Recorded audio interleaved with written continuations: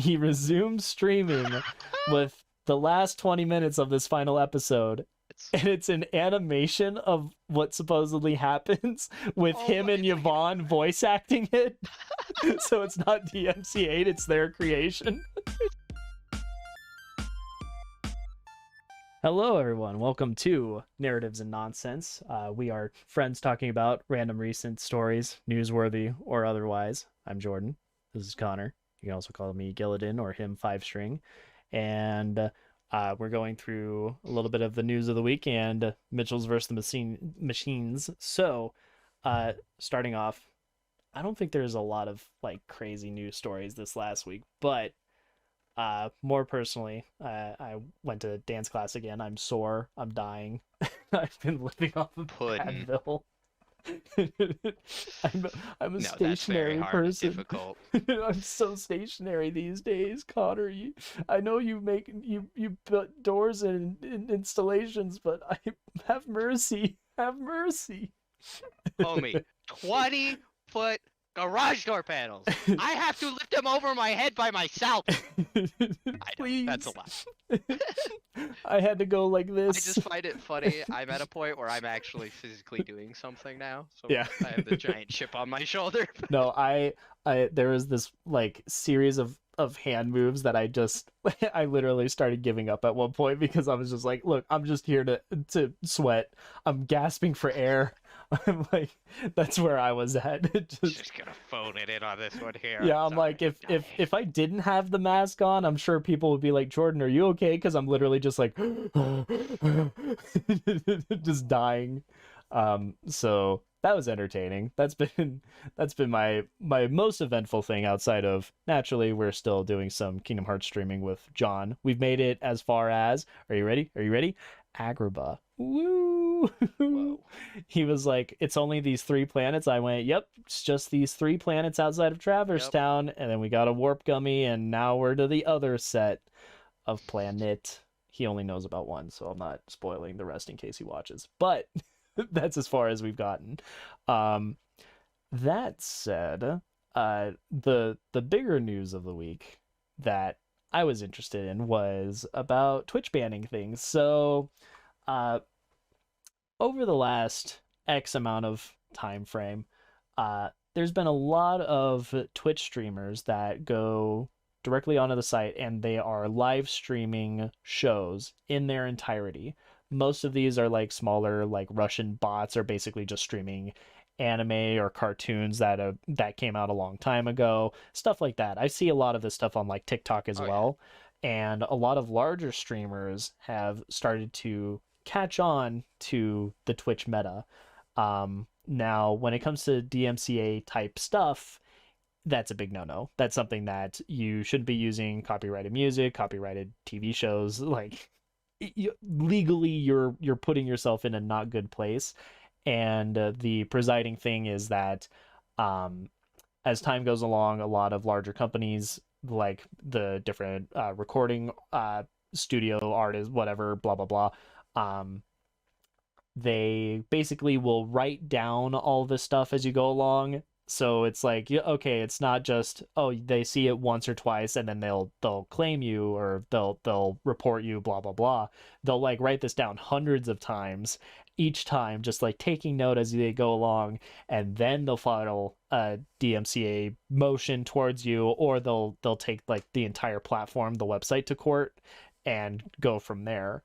So theoretically, remember, yeah. Record companies can steal musicians' music and profits. That's okay. But goddamn those Twitch motherfuckers. Yeah. There you go. Shit. Yeah, so basically it's the movies and shows equivalent of that. So naturally, this is something that Twitch doesn't really do much about it unless that DMCA claim is filed through their website. And recently some of the bigger streamers were getting flagged for it. I know there's one streamer, Ludwig, who has like commented like, guys, we should probably stop doing this kind of stuff. Devin Nash, who is a little bit more on like the business side of streaming, Twitch, online video, that kind of thing. He's like, guys, this is like such a bad thing that it could potentially, if it gets bad enough, take down Twitch as a website without Amazon like intervening, because I do think Amazon has a lot of that money that they would try to keep Twitch alive in some capacity, Oh but yeah. back in the day, Well, YouTube's it's all it does is content, do the ends justify the means, right? Like, is it worth yeah, it? yeah, And maybe it wouldn't be. Who knows? and it's one of those things where back in the day, YouTube's like content awareness scanning algorithm, blah blah blah.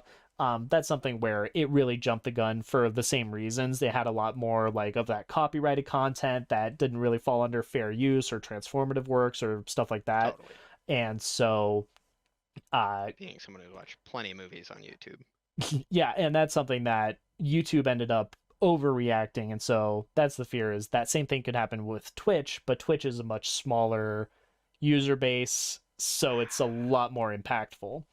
Well, as things go along, some streamers happen to get banned. Pokey was banned for a couple of days for watching MasterChef, and Disguised Toast tweeted after being banned because supposedly he was banned for a month. Now, here's the part that's really funny with this is Toast had been on on the OTV podcast. That's offline TV. It's kind of a streamer house between a whole bunch of people. It's him and Ludwig talking about how like going onto Twitch and just streaming things, whether it's anime or just like TV show content, the larger companies don't seem to care enough directly to do anything. And you might get banned for a couple of days, and then that'll be the end of it. You come back and you're probably even stronger than before, type of thing. That's what they talked about months ago on the Offline TV podcast. And Ludwig's like, if I was telling somebody who was just streaming what to do, I would say, hey, start streaming anime. You'll get a bunch of views, and then you'll get banned. Nothing will come of it, and then you come back to it. Ludwig reacted to this recently, and then looks online, types in Disguised Toast, and Disguised Toast's ban is just like, ooh, this is not a good look for your boy, because he's the one that like talked about this whole thing. And then, but is it really that bad? Like, we'll just go to whatever the next yeah, thing is. you could theoretically Like, go to a Toast. different streaming thing, but here's the part that's They really did. funny. Here's the like the next level thing. Toast then posts a YouTube video showing the entire process. So he's like, Like here's breaking this down the numbers. podcast. Like, no. So he goes like, here's this podcast. Ah. Here's what we were talking about. We laid out the groundwork for exactly everything that happens. And then a little bit before he's banned, he shows the receipts of him messaging one of the other streamers, Lily Pichu, and he's like, hey, I need you to file a DMCA against me for watching, I think he was watching Death Note. He was watching an anime. And so they're like, wait, what? And he's like, I need you to file a DMCA against me, but don't like tell anybody. And she's like, wait, what? So he gets banned. He tweets, oh no, I've been banned for a month. News, like he pulls up a bunch of articles and stuff where everyone's freaking out because Toast got banned for a month, Pokey got banned for like 2 days. And so everyone's like, what the hell? What the fuck? Oh my god, oh my god. And Toast never actually like explained that it was a month properly. He only tweeted it was a month, but didn't like show that that's actually the case. And so he comes back 2 days later. He's like, wow, it's been a full month of not streaming, and here I am, bigger than before. And now Well, it's really the Tyler 1 effect, right? Like, yeah. absence makes the heart grow fonder. It's... Yeah. And the So, best part about this whole thing is he made it all the way he through Death Note, resumes except for the streaming last 20 minutes with of the final the last episode. 20 minutes of this final episode. And Which it's is a great 20 minutes. and it's an animation of what supposedly happens with Oh, him and it's like- Yvonne voice acting it. So it's not DMCA, it's their creation. It's just that. It's like Nostalgia Critic. Yeah, it's so Oh, yeah. unbelievably funny. So Uh. that was the whole master plan. Was he purposely got he DMCA'd himself for watching the whole thing, never like properly seemingly got in trouble for doing it, didn't like actually do it, and then like did a debate into this like custom animation thing, posted it all on So- YouTube. Here's a question. Yeah. Is there a point where streamers can get too big to care? Or too big to fail? Like, Yeah. do you really think they can hit that? Yeah. Because, like, I feel like with Ninja, it's like he's just gonna, like, he could really probably just have his own streaming service and people would still watch him. So like if he wanted to do it, like granted, there's legal action, but as long as you skirt Um, that properly. so I'll say yes and no, actually. I say yes, you could get too big to fail, but you have to be the right kind of streamer. I think Ninja Oh actually yeah. has fallen from, I don't want to say fallen from grace. He's disappeared from more of the public consciousness just because he used to be really, really big. I mean, he was the top Well, of it's hard Twitch. when you make that much money to keep caring, I would say. That's also true. Like You it know what does I mean? depend on what it is you're Like doing that with it. guy made so much money. Like Yeah. And he might then honestly be good. if I remember correctly, with Ninja, there was the whole he was on Twitch and then went over to Mixer, and then Mixer was just a Yeah, failed service that ended up going kaput, and which then he had to sucks. like limp back over to Twitch. And at that I don't know point, about limping. I'm I pretty want to sure they say signed him that. to an exclusivity deal after that. Well, that's the part that I don't know enough about Ninja to say whether or not that's the Well, case. I just know that he's no longer the top Twitch streamer of all time. totally. Like that's the part where I'm like, I'd say that's disputable, but it depends on your metrics. that's true. That's true. Does he have the most subscribers right now? Maybe not. But Yeah. I don't know if that knocks him out. Yeah. I Another thing, how yeah. do you feel about the more business-minded streamers versus the more like I'm here to do my thing and like if you watch it, whatever. Like where does that kind of paradigm hit for you? Because some people are really Uh like Toast. He's very number driven. He's very much a WoW player almost, where it's like big number, and he's of course funny, original, creative. I'm not at all saying he's just doing this. Like yeah. Toast has to do this. I don't know what else Toast would be doing, but it is funny. A lot of people are like, "This is a bad move," and da-da, and then you have a lot of other people like Toast being like, "But it's the mogul move." But here's the meme. Exactly. So I think that's something where it's Twitch is but one part in the larger social media Of course. presence. And I think that's something that you can chart your own way however you want to go about it. It's just a matter of whether or not Absolutely. you find enough of that audience to monetize with it. In the case of I would say like Toast and Ludwig, um, with them they're very much more in that variety camp. They started a little bit more niche, Ludwig with Smash Bros. And Pokemon Very type stuff, niche. and then Toast with Hearthstone, and then eventually with the kind of getting a new stride with Among Us and the like. That's something where it's like, yes, they're gaming, but that's not what they're all about, and they do a lot more than just You what want their to see streams would be. Toast doing a thing. Yeah, Or Ludwig. What crazy stuff is Ludwig coming out because he's streaming yeah. for a month or because I'm pretty sure Ludwig also streams his workouts and stuff too. I I don't know if he does that I know consistently he or at least not. I ah know during the yeah subathon he absolutely did because yeah he kind of had was to ready do for it. like a It was the day whole or two, point. and then it became a whole endeavor. Um, he did set the record though. He did become the most subscribed person on Twitch during that time frame, and then I will he certainly went to say YouTube.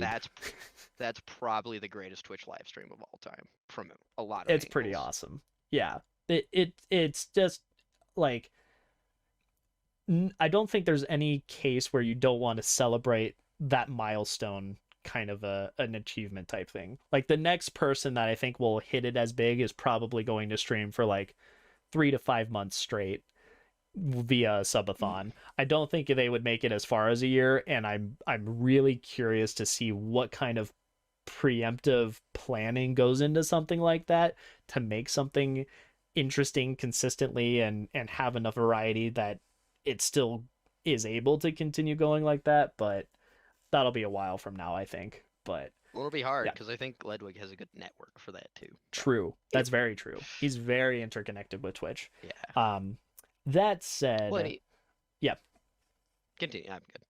yeah, I was just gonna say with streamers, I think you should have a balance between the two. I don't think everybody is only strictly I'm here doing my thing What? versus business only. So a good example would be like Pokey or Amaranth.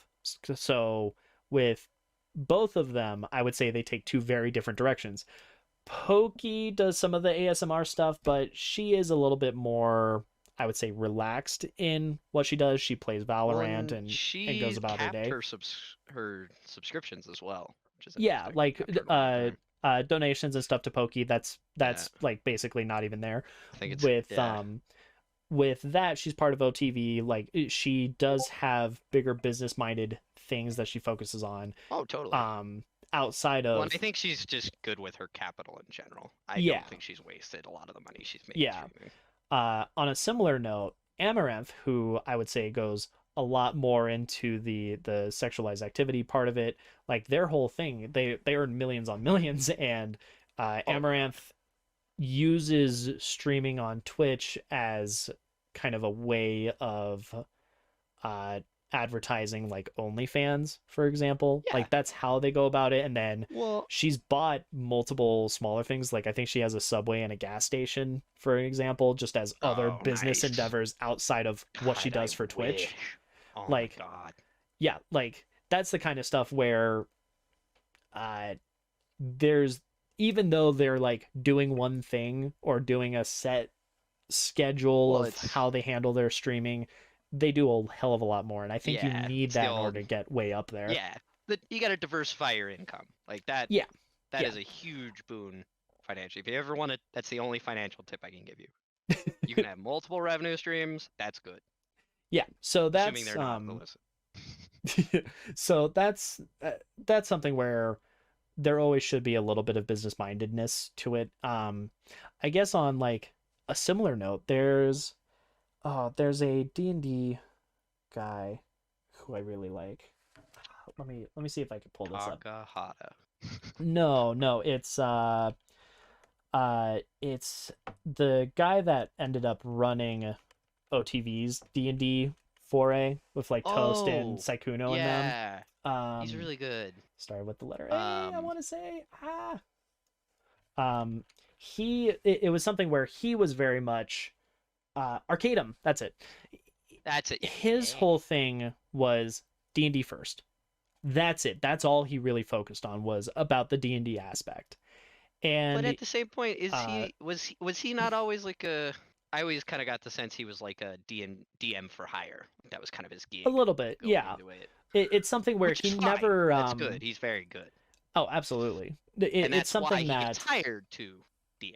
yes, but he wasn't really monetizing much of the support that the people that watch him provide. Like it's something where he provides a great service, he provides good content, he provides incredibly insane world building stuff that I could only like hope to live up to one day.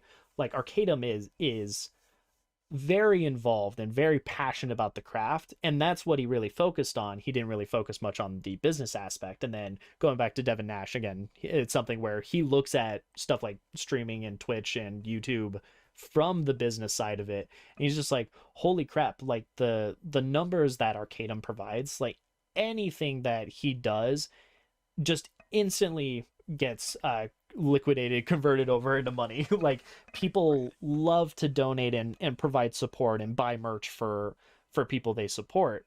And that's You something that build it, they will come. Arcadum has been very like shy and timid about because he's not in it for the profit, he's in it for the love of the game. And since then I haven't followed much since watching that kind of podcast and seeing a lot of the stuff with OTV and the like. I hope that they do another D&D game because that would be so much fun. I would like them to do a different system, but more Fair. tabletop role playing. Fair. Yeah, more Always. TTRPG. Yes. That's something that Not gonna be mad if it's D&D. yeah, literally Call of Cthulhu. Let's go. I don't know how I feel about Rogue Trader, but that's from my own Oh. experiences. Like anything like that. That would be so much You fun. played Rogue Trader? I did. That's cool. I did. It's Huh. the D&D campaign that the DU club doesn't speak about. Ooh. It was rough. I think we might have to get into that sometime. Maybe if one day. If people Doable ask about without it. exposure. If people ask about it, shoot, we can. I mean, I know people that were in that game. We could get everybody on here and be like, all If right. people ask about it, also known as we don't have a topic for this week. Yeah, there you go. We'll get guest people on. We'll have them join in, No, put in their 2 cents as well. Anyway. So, that's something where he didn't really put as much attention on the business first aspect, and I'm hoping that, and you know, I would guess that his time with Devin Nash has changed it so that he can continue growing and thriving as another Dungeons and Dragons person on the internet. I mean, it's something where Critical Role, the numbers for like how much different creators earn through Twitch that got leaked at one point, and Critical Role just Yeah. like skyrocketed the list because Oh, they earn a lot, and it's a big production, and they have been expanding into a lot I mean, more they're content doing and an stuff. animated series and Yeah, all this coming out stuff. on the It's like, 28th. We're gonna have to talk about that. holy. Legends of Yes. Vox Machina is in what, 2 weeks? Like, Oh, finally. Oh my gosh, largest Kickstarter ever. That's gonna be so much fun. Um, so yeah, there has to be a good balance between, and it's never just one person when you get to those levels. oh yeah. You do have to have that mix.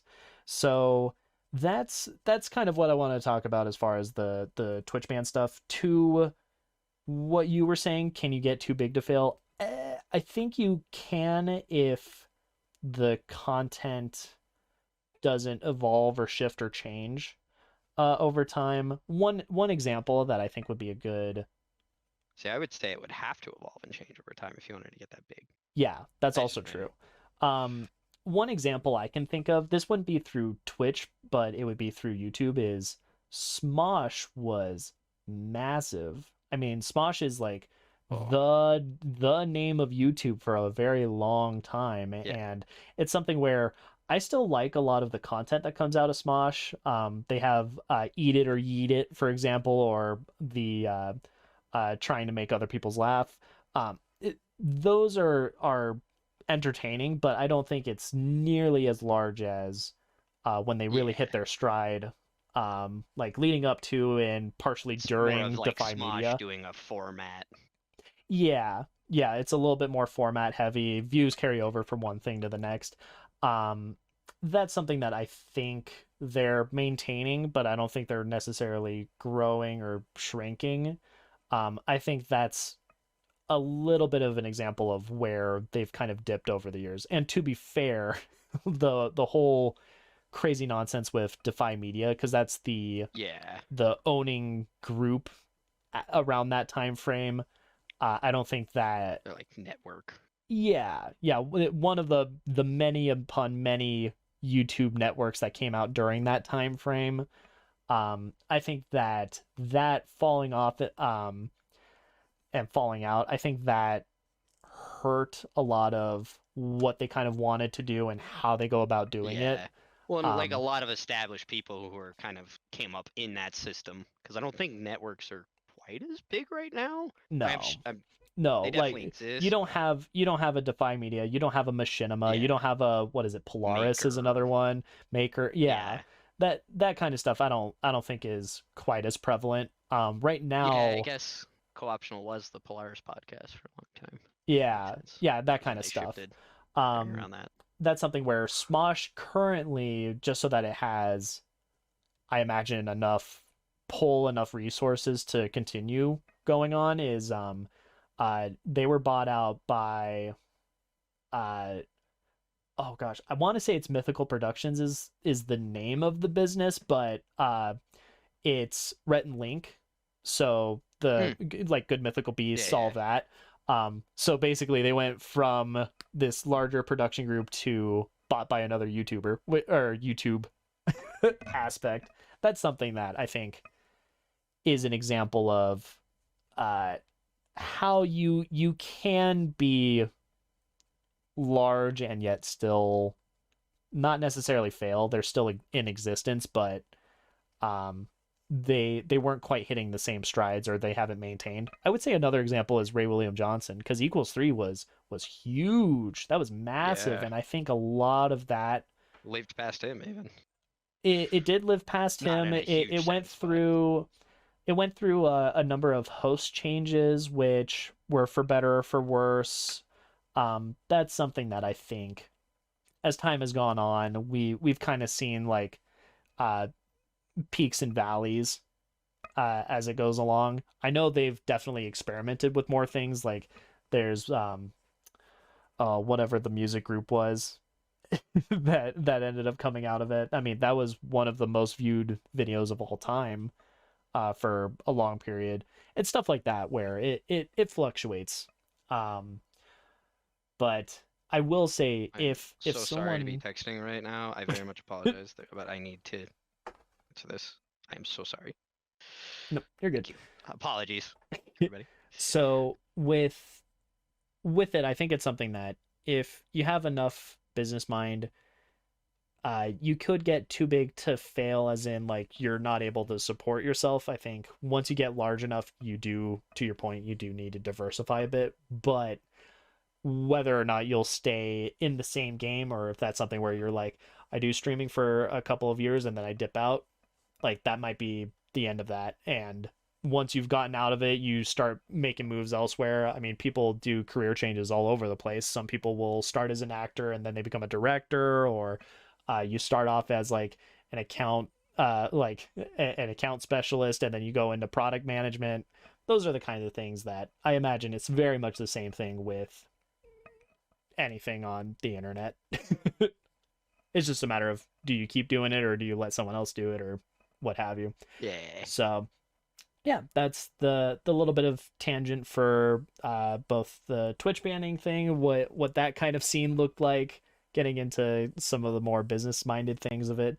What we really wanted to talk about this go around was for uh, the Mitchells versus the Machines. It's on Netflix. It's the Sony animated picture. We mentioned it during our Spider-Man talk, and we just wanted to dive into it more because it is that good. People that haven't seen it need to see it. It's funny, it's lighthearted, it's wholesome, it's beautifully well done, fantastic movie. So to start off, Connor, do you want to talk about the visual aspects of it, like how they went about it, what makes it so good?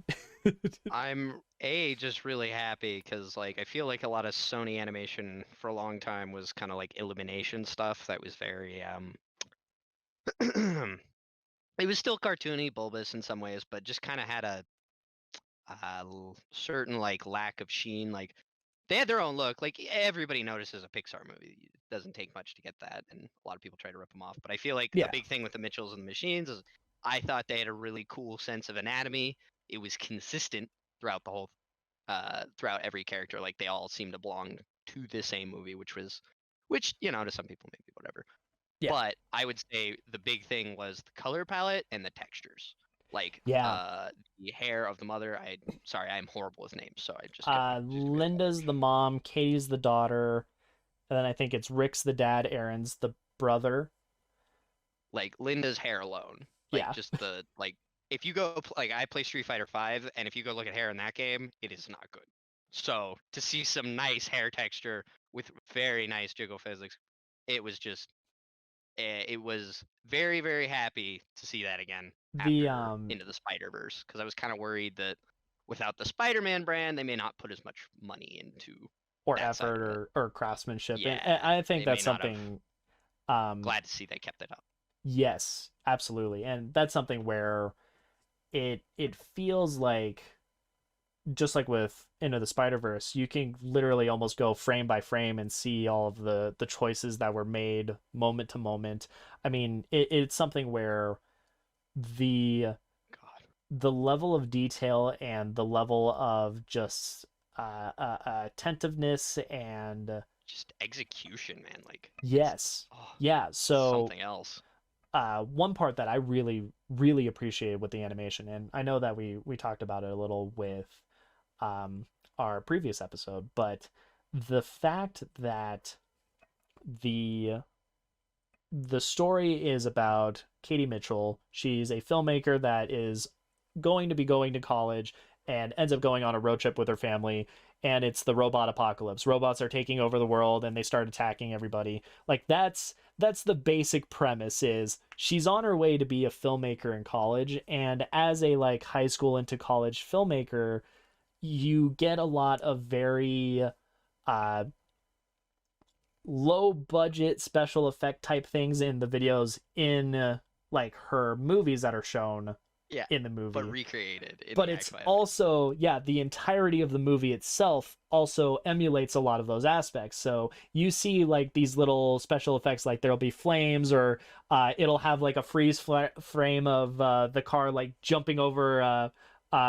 ramp or something, where it has all these flashy animated graphics that look like it was something that a an aspiring young filmmaker that knows her stuff would throw in for a little bit of extra pizzazz, and you get that scattered throughout the It's entirety of the also very movie. hard to pull that off, like to make Yes, something look bad but not be but not actually terrible. bad. Yeah, like high quality but uh Yeah, low production, like I a good guess. actor trying to act like a bad actor, it's very tricky because Yeah, they don't really know how to do that.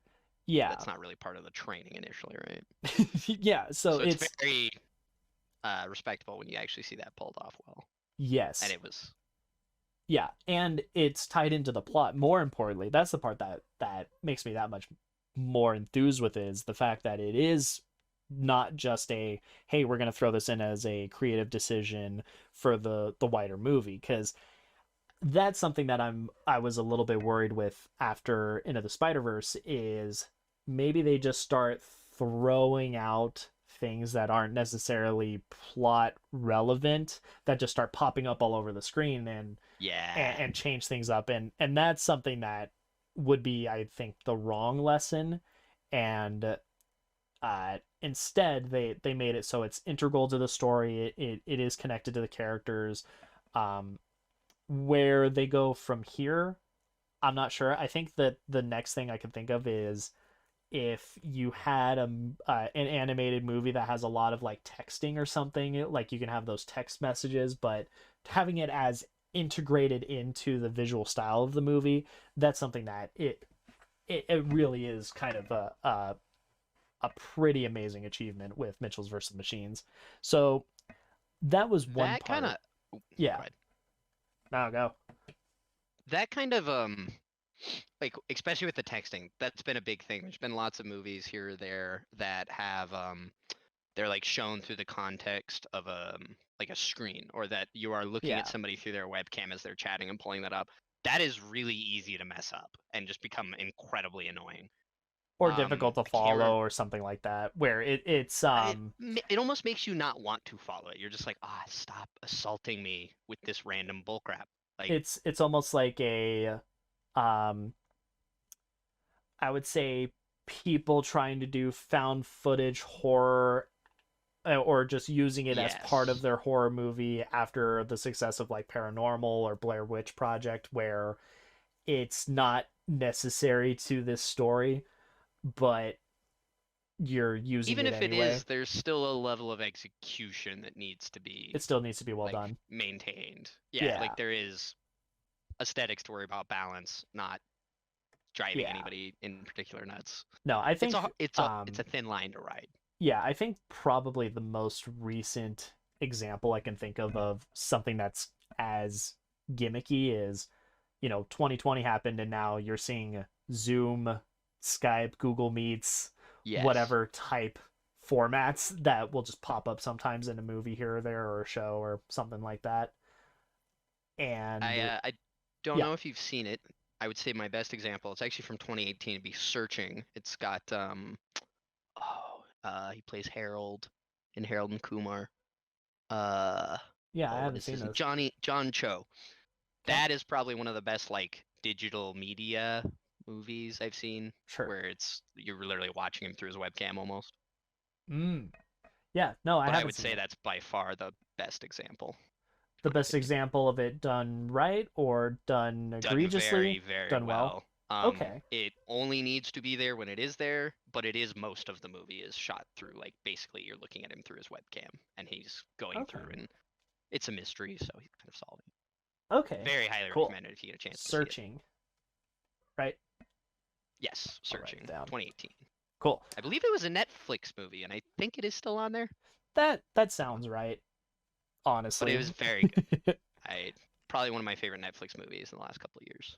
Sweet. So, following the animation style, Another thing I want to talk about was the themes of Mitchell's versus the Machines, which just add to the quality of the movie. So with Mitchell's versus the Machines, I want to say that the biggest theme, because it does touch a little bit on like, you know, social media and the freedom of data going to larger corporations is maybe a questionable decision by the public. Like those are things that I think are not outside of the public consciousness. Like it's something that is easy to bring up or acknowledge it. They actually have kind of a throw-in line as one of the jokes in the movie, like, you're saying it wasn't a good idea, but I think the bigger theme of it was less about like social media or robots taking over, where that could very easily have been the message. That's very much what like Terminator and the like has done for decades at this point. Oh yeah. I think where this movie shines is kind of the balance of life versus expectations. So where it kind of like breaks down through each of the different things. We'll start with the main character, Katie.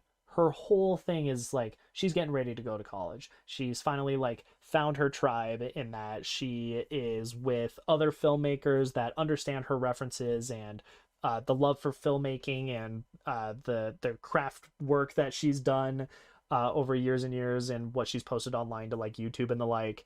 That's kind of what she's looking forward to is all right, I'm out of high school, I'm going to have this perfect, this awesome college experience, and I'm going to really find the people I connect with, as opposed to her family, where her family, the Mitchells are literally written in as this like dysfunctional unit where the dad is much more of an outdoorsy type person. The son is really into dinosaurs. Linda's like whole thing is she works as an elementary school teacher, but she always keeps looking over to her neighbors who are literally named the Posies because they're like the perfect family, and she keeps seeing them on like social media and stuff like that about how beautiful, how wonderful their life is. And she's like, God, why can't we just have that? Um, that's something that I think really pops up in multiple places. And ultimately, the message of the movie is that while that is a piece of it, you know, there are what expectations that you kind of can set. Life doesn't work that way, and so you can find a way to kind of You make gotta the find best your of what you've happiness got in the there. margins. Yeah, exactly. So in the case of like Katie in college and stuff, yes, she absolutely like sees, wants, knows what she's going for with all of that. But on the flip side, she wasn't getting a lot of happiness with her family life. And to Linda, her mom's point, to the father, Rick, if that's something that's not fixed or sorted out, like if they're not able to find this happiness with each other, they may not have that further down the line where, you know, later in It'll kind life of you might not the have that distance will connection. grow. Exactly. That distance will continue growing. You won't be able to make that bond, that connection anymore. That's kind of a chunk for Katie's side of it, while Linda, like, she looks at like the perfect family. That's kind of her motivation for saying like, hey Rick, you got to fix this. You know, you're the father. This is your relationship with your daughter. It gets really heated, intense towards the beginning and randomly throughout the movie. And it shows how even though the family is a little bit more incohesive, not quite as synergistic, um, it's something where both sides need to be able to kind of reach across the aisle to find that happy medium. And I did like too that it wasn't just parents poo poo. It's all parent fault, bad parent. oh yeah, Like yeah, I thought it was a little bit more of like as you're saying that kind of yeah, it's we something gotta both where be a part of this. yeah, I mean, with Katie, they have lots of different moments and memories that they go through where it's like her first day, like in a summer camp, or her like talent show audition bit where they sing "Live Your Life" when, funnily enough, with Rihanna, the the Numa Numa. I think it is. I don't want to say parody. That's not it. Sample. I don't know. Mm. That old song. Like it's one of those things where they've had all of these moments and these joys as time has gone along, but they kind of lost track of that, and so they're able to find and reconnect with it and make better memories going forward. And something that is uh known for Linda and for Rick is that Rick had his kind of like perfect life. He very much loves the outdoors. He wanted to be more of an outdoorsman in woodworking and stuff like that. He had a big log cabin kind of in the middle of Man's the man. of nature. Yeah, the man's man. He teaches them like survival tricks and tips. So here's how to make a snare trap, and here's how to light a fire, like those kinds of things. And that's something that he gave up a lot of that kind of aspect in that life when their kids were born, so that he can provide for a little bit more of a better life for them and a better upbringing, rather than just being Be out in the there middle for of 'em. the woods. And how much of that is a financial decision versus how much of that is getting them more in tune with like schooling and stuff like that, that's not specifically addressed, and I don't think it's needed to be. It's something where you see that he very much made a sacrifice to try to provide Have uh this family. yeah, and try to Keep have them a better going. life for them. um and that's something that he's trying to like convey to Katie, is that hey, if if your dream of being a filmmaker doesn't work, like try to have something else, because he had to go through that exact same situation. He had this And fantasy of what he it's wanted. hard with kids though because Mhm. they're very like all or nothing. It's either I'm happy or this is the worst day of my life. That's true. How can this end? The world's gonna melt. Yeah, It's and I can see the struggle there. Like having been a yeah, kid myself and being like that, I'm like that's a tough spot to be in when you're trying to tell people to have a fallback. Don't. There's other ways to be happy. yeah, yeah. And that's something that when this is explained to Katie, she she gets the revelation of just like how far her dad's really gone to show and his love and support for the family. And that's something that she had done some light reaching across the aisle. Like like she'll admit like, Dad, you're right, like yeah, you've got it, and like goes behind his back and goes, yeah, I didn't agree, or I didn't think that at all, but you know what, that's what he likes and we're just gonna go with it. And that's something that turns around as it goes along, is he or she Katie ends up properly thinking differently about what her family says or thinks or how she feels about them. And at the very end of the movie, like they, spoilers, they save the world. It's an animated picture, like of course they're going to save the world. At the very end of the movie, they end up finally like getting her off to do her own thing. And she mentions like, no, they're still very much my tribe, even though her initial going off on her journey was about finding her tribe. Now she's found one. Yeah, It's just she can have more than one tribe kind of thing.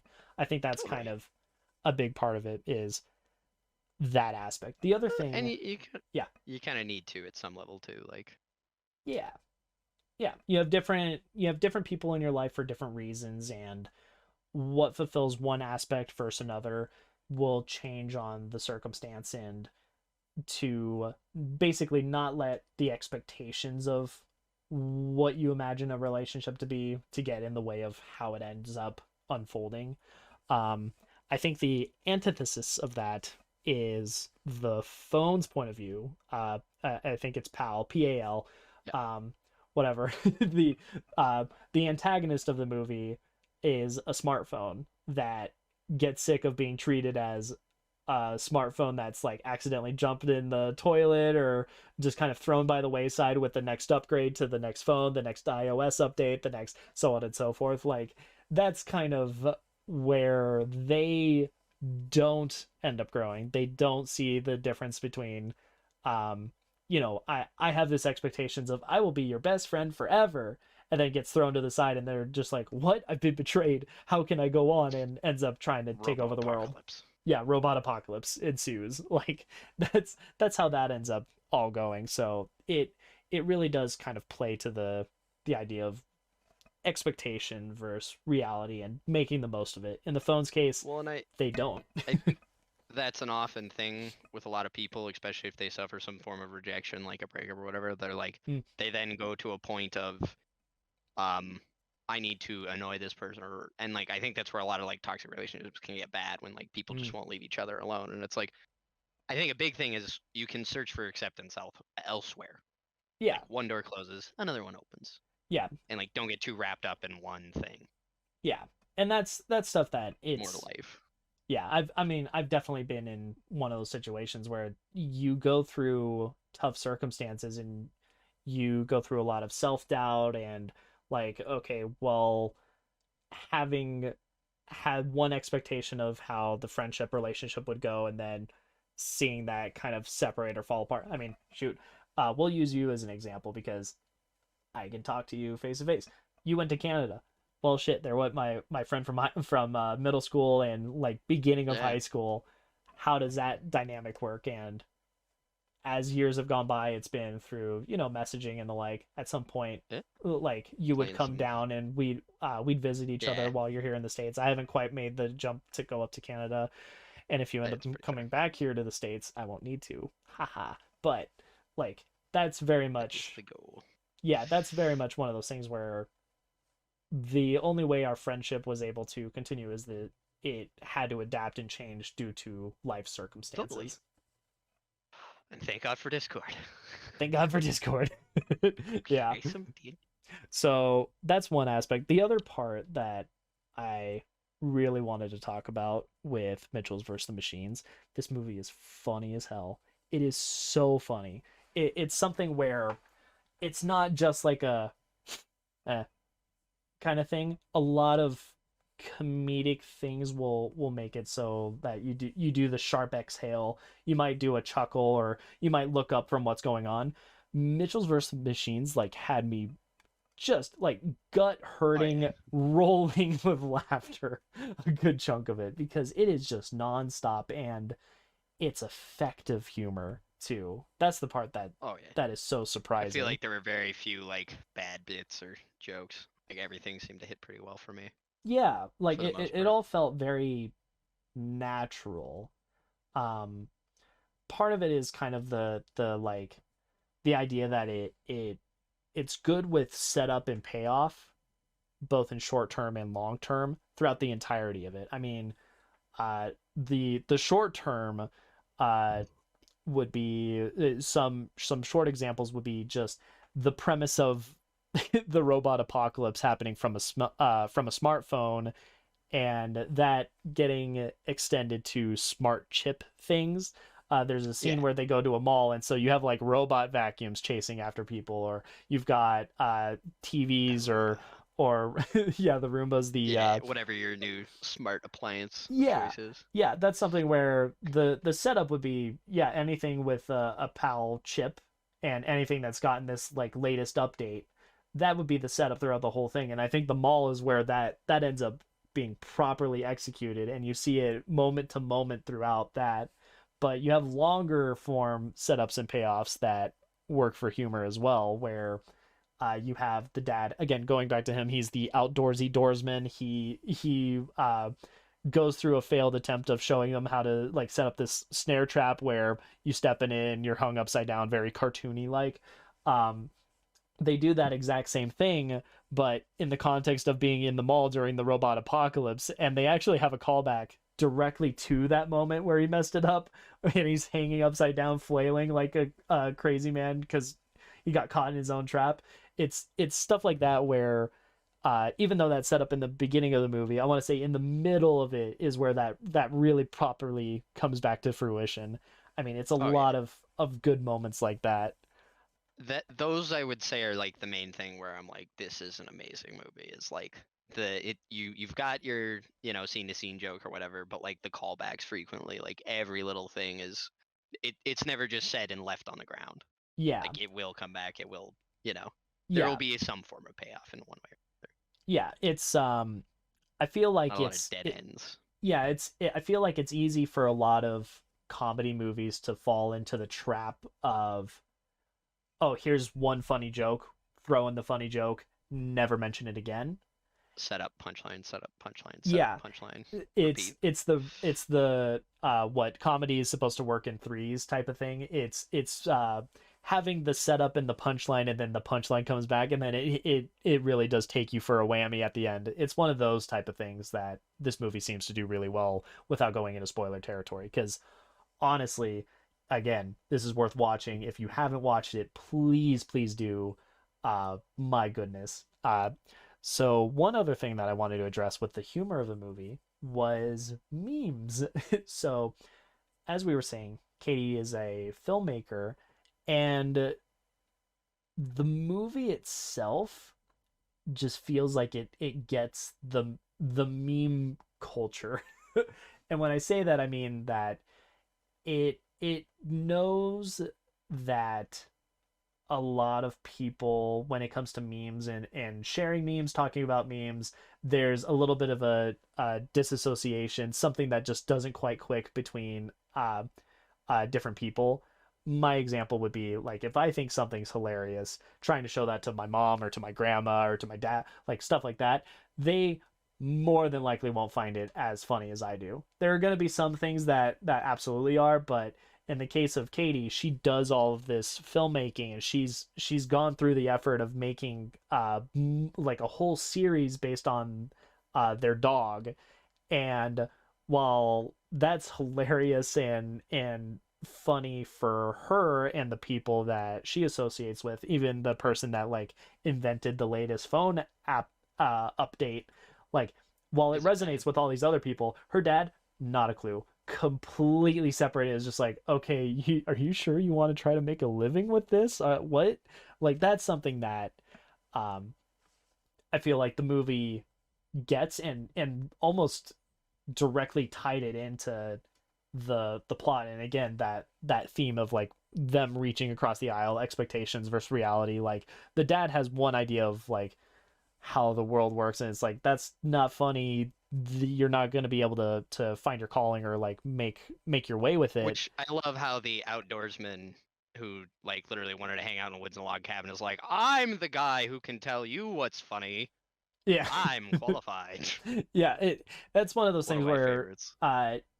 like he does not get Not it. that outdoorsmen aren't funny. Yeah, he doesn't get it, and it's only seeing the reactions of people further in the movie that he starts to finally come around and go, okay, this isn't up my alley. This isn't how I think, but I see the value in it. I see what it does for you and what it provides for you, as well as the people that you make connections with and touch and blah blah blah. Like they get it now. Even Well, though and they I feel don't get the like context of it itself, it's the social dynamic of it, I guess, is what he ends up kind of learning. well, and I feel like part of it too is like this is I would say a common thing with some parents of like they see this thing their kid made and they're like, well, how are you going to make money off of that? And it's like, but they kind of disregard. It's like, well, there was a lot of work going into making all of this. Like even just shooting a video and uploading it onto YouTube and having it not sound and look like crap is Yeah. that's a lot of an achievement right there. Yeah. Yeah, that it's something where Like we struggle with that sometimes. So sometimes like, last week my yeah, audio was like terrible. I went through so many like tweaks and reworks to try to get the it's not audio to sound easy. better. No, it's And I true. kind of and I kind of enjoy that it's like they very much paid off that like that because that was my thing is it's like why are you so concerned? Like she's obviously a hard worker. Like Yeah. irregardless of what she's doing, Yeah. her work ethic's there. Yeah, Like she is that should be able the to, important part. though the craft is different, the craftsmanship is there. Yes, absolutely. Yeah. Um And that's where I find like people can kind of go wrong a lot. So yeah. hopefully I won't do that. Even though I No, totally will. absolutely. And just to go off of that again, the meme humor, really I think it's something that it understands the zaniness, the weirdness of meme humor.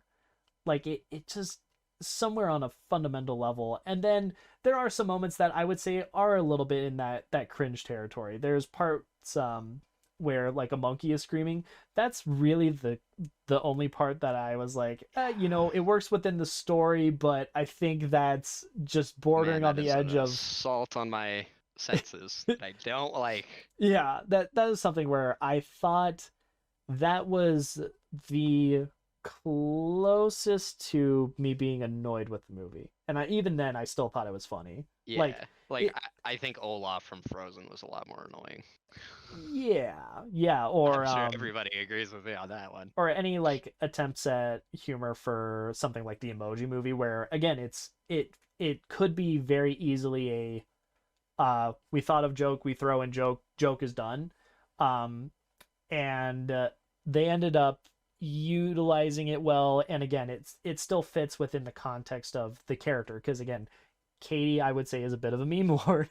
Like, Yeah. I don't want to say she makes shit posts, because that's not quite what she does. She does put a lot of effort and craft into the kind of skits and shows and stuff. I would say it's a little bit more in line with like animated YouTube, uh not commentary, that's not the word, but it's just stuff like that, where it's the premise is funny and then they continue executing on that premise, and it almost becomes its own series of short videos. I'd say it's like a funny version of something like Salad Fingers, or I guess another example would be like Charlie the Unicorn or Llamas with Hats.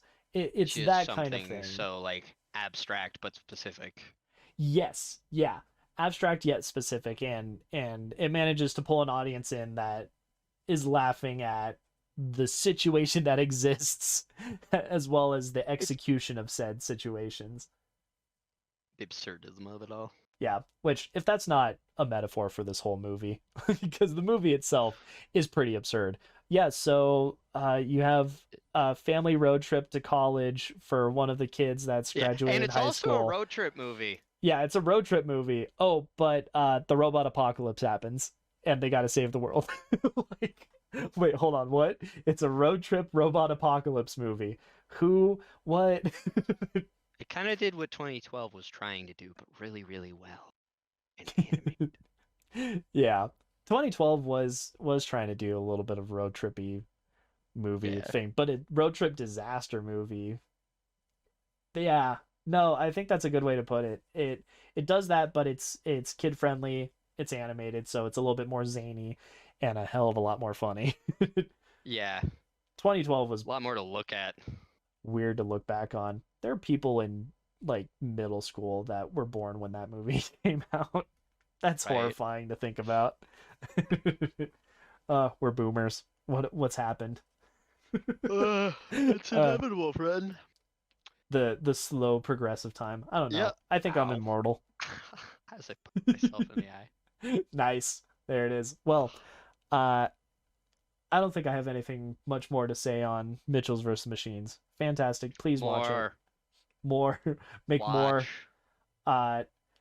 I don't even. Support. Yes, like if I don't think they can make a sequel out of this movie, but I do think they could very much continue learning the lessons that they did from this and Spider-Verse. Like, I don't know what the next step would be. I don't know what your next masterpiece is, but Sony, you went from from one side of the spectrum to the other. Keep it going. It's good. This is fantastic. Also, thank you for not making all the characters amorphic blobs, because it's cheaper. Also true. Yeah, they're very again, craftsmanship of the movie, fantastic.